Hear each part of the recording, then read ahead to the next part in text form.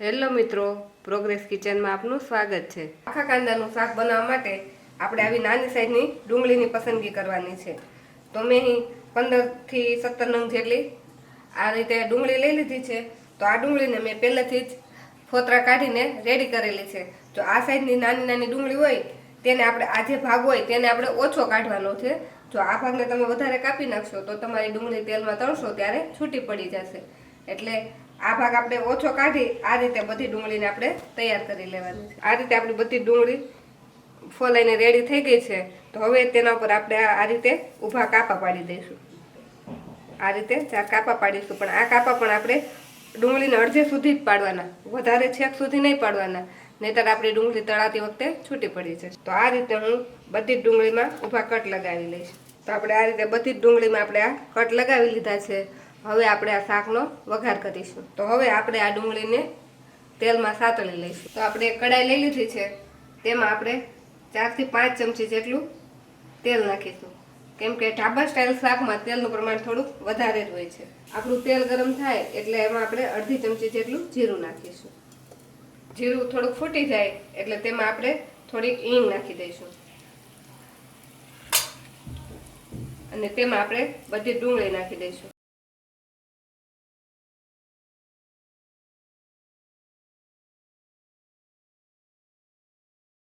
હવે આ બધી ડુંગળીને આપણે સારી રીતે તેલ સાથે મિક્સ કરી એકદમ ધીમા ગેસ પર આને સાતળી લઈશું। હવે આ ડુંગળી પર આપણે થોડુંક મીઠું નાખી દઈશું। મીઠું નાખી અને મિક્સ કરી અને આપણે ઢાંકી દઈશું અને આને એકદમ સારી રીતે સતળવા દઈશું। એટલે ઢાંકવાથી જે વરાળના લીધે એકદમ ડુંગળી બફાઈ જશે અને ઝડપથી તે કૂક થઈ જશે। તો આ ડુંગળીને આપણે વચ્ચે વચ્ચે હલાવતા રહીશું। આપણી ડુંગળી રેડી થાય ત્યાં સુધીમાં આપણે શાકનો મસાલો બનાવીશું। તો આ ડુંગળીને આપણે વચ્ચે વચ્ચે હલાવતા રહીશું। આપણી ડુંગળી રેડી થાય ત્યાં સુધીમાં આપણે શાકનો મસાલો બનાવી લઈએ। તો શાકનો મસાલો બનાવવા માટે મેં થોડા સૂકા મસાલા લીધા છે। તેમાં લીધા છે 3 તજના ટુકડા નાના નાના, 5 થી 6 નંગ લવિંગ અને 6-7 કાળા મરી। તો આનો આપણે પીસીને પાવડર બનાવી લઈશું। તો બીજા મસાલામાં મેં અહીં લીધો છે અડધો કપ ભાવનગરી ગાંઠિયા। આ ગાંઠિયાની જગ્યાએ તમે સેવ પણ વાપરી શકો। અને અડધા કપથી ઓછા એટલા સિંગદાણા લીધા છે, 2 ચમચી જેટલા સફેદ તલ લીધા છે અને થોડા કાજુના ટુકડા લીધા છે।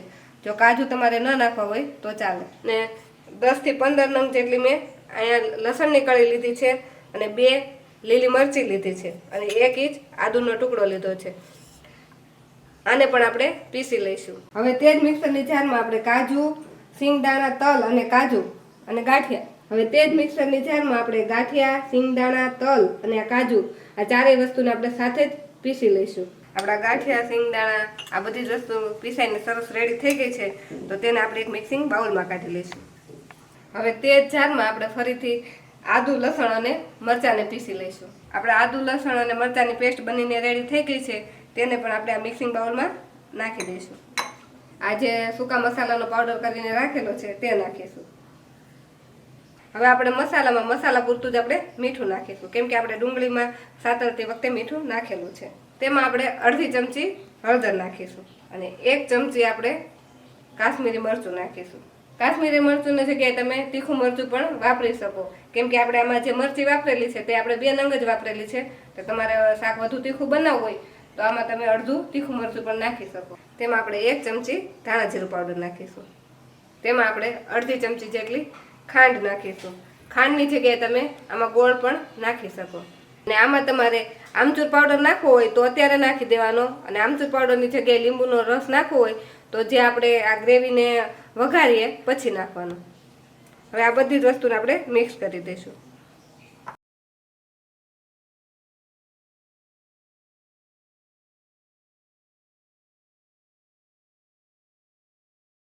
તો આપણો આ મસાલો બનીને રેડી થઈ ગયો છે। હવે આપણે ત્યાં સુધીમાં આપણી ડુંગળી પણ સતળાઈ ગઈ છે। તો આ ડુંગળીને આપણે વચ્ચે વચ્ચે હલાવતા હતા તો એકદમ સરસ, ક્યાંય પણ દાયજા વગરની આપણી ડુંગળી એકદમ સરસ રીતે સતળાઈ ગઈ છે અને તે એકદમ સોફ્ટ પણ થઈ ગઈ છે। આપણી ડુંગળી સરસ હવે સતળાઈ ગઈ છે। તો હવે તેમાં આપણે જે મસાલો બનાવીને રાખેલો છે તે નાખીશું। આ મસાલાને આપણે ડુંગળી સાથે મિક્સ કરી અને 1 થી 2 મિનિટ માટે પહેલાં સાતળી લઈશું.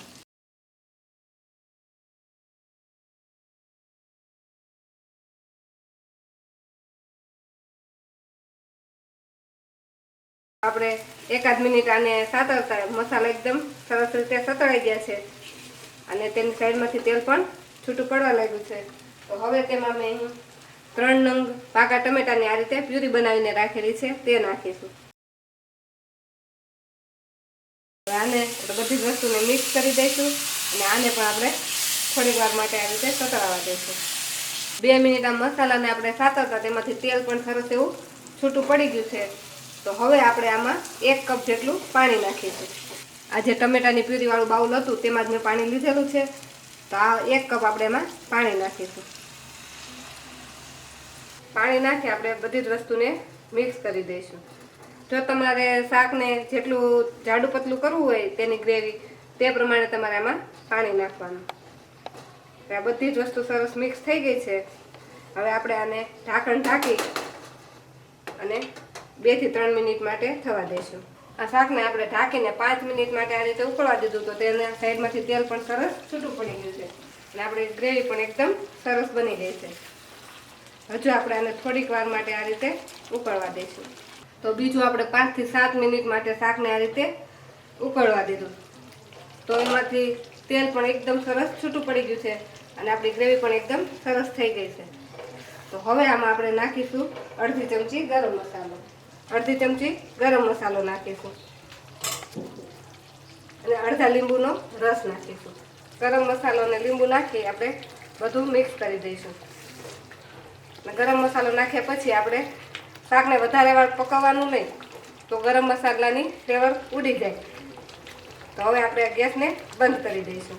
ગેસ બંધ કરી તેના પર આપણે લીલા ધાણા નાખી દઈશું. તો આ ગરમા ગરમ શાકને તમે બાજરાના રોટલા, ભાખરી કે પરોઠા સાથે સર્વ કરી શકો છો. જો તમને મારી આજની રેસીપી ગમી હોય તો અમારા વિડીયોને લાઈક કરો અને આવા કાઠિયાવાડી શાકની અવનવી રેસીપી જોવા માટે અમારી ચેનલને સબસ્ક્રાઈબ કરો.